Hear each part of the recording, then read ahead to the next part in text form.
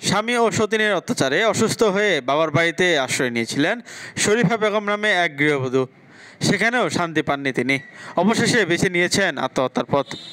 ঠাকুরগাঁও বালাডাঙ্গি উপজেলার শরীফা বেগম নামে এক গৃহবধূর মরদেহ উদ্ধার করেছে পুলিশ। শনিবার বিকেলে উপজেলার পাড়িয়া ইউনিয়নের মালদহ পাড়া থেকে তার মরদেহ উদ্ধার করা হয়। শরীফা বেগম ওই গ্রামের পরেশ আলীর মেয়ে ও আমজানখড়ি ইউনিয়নের কাশিবাড়ি গ্রামের শফিকুর রহমানের স্ত্রী। স্বামী ও সতীনের অত্যাচার সহ্য করে আসছিল গৃহবধূ শরীফা বেগম।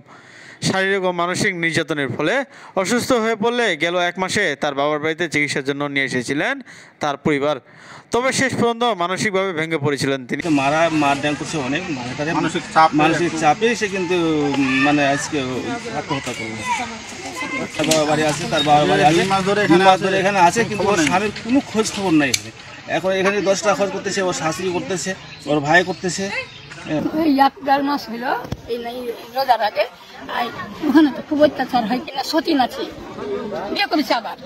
তো আমার জামাই খুব মারা করে, তো আর সতীনও মারা করে, খুব নির্যাতন হয়েছে, আগে যন্ত্রণা খুব হয়েছে।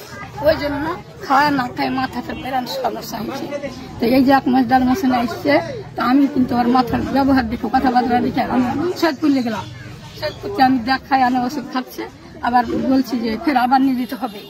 তো ওই অত্যাচারের জন্যই মাথার সমস্যা হয়েছিল। আমার বোন ওখান থেকে যখন আসলো, আমার মায়ের বাসায় আর কি কয়েকদিন থাকলো, তারপর আমার বাসায় গেল। তারপর আমার বাসায় যাওয়ার পর মানে কান্না বান্না শুরু করছে। আমি বললাম কি সমস্যা? তখন দেখলাম অনেক মানসিক চাপে, নির্যাতনে, মানে সংসারিক খরচ পাতি দেয় না আমার বোনকে ভালোভাবে।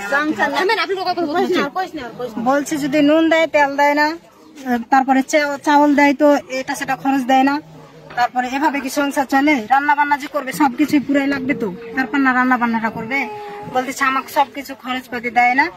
আমার ছেলেগুলাও ভালোবাসে না, ধরেন ছেলেগুলো তো বাসায় থাকে না, বড়টা তো কাজকর্ম করে। আমার মানুষটাও ভালোবাসে না, মনে করেন আমার স্বামীও ভালোবাসে না। মানসিক চাপে মানে কোথায় যাব?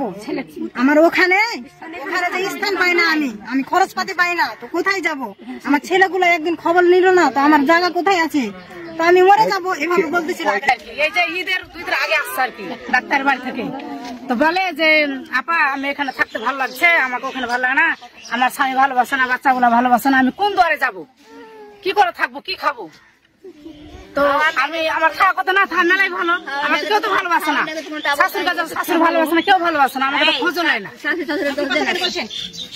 ওই জন্য আর কি ঈদের কয়েকদিন আগে আসছে আর এখানে। শুক্রবার রাত 10টায় নিখোঁজ হয় গৃহবধূ শরীফা বেগম। পরের দিন সকালে ভুট্টা ক্ষেতের পাশে গৃহবধূর ঝুলন্ত মরদেহ দেখতে পেয়ে পুলিশকে খবর দেয় স্থানীয়রা। পুলিশ বলছে মরদেহ উদ্ধার করে ময়নাতদন্তের জন্য ঠাকুরগাঁও আধুনিক সদর হাসপাতাল মর্গে পাঠানো হয়েছে। প্রতিবেদন পেলে জানা যাবে মৃত্যুর সঠিক কারণ।